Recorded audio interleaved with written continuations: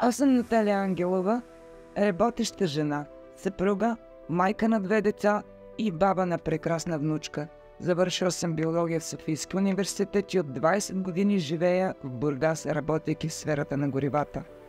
От години виждам проблемите на Бургас и как те не се решават. Проблеми, които спират развитието на града и му отреждат второстепенно място на картата на родното ни Черноморие.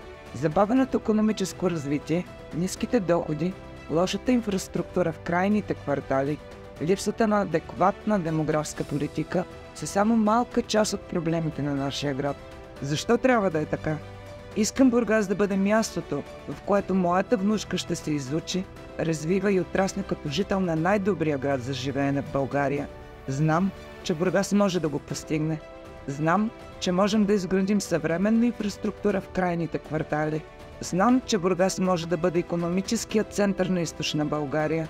Знам, че с правилна политика и привличане на нови инвестиции можем да вдигнем доходите в града и областта. Знам, че заедно можем да създадем условия за развитието на целогодишен туризъм в нашия град.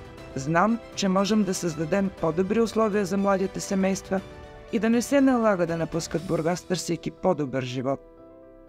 Знам как да постигнем всичко това.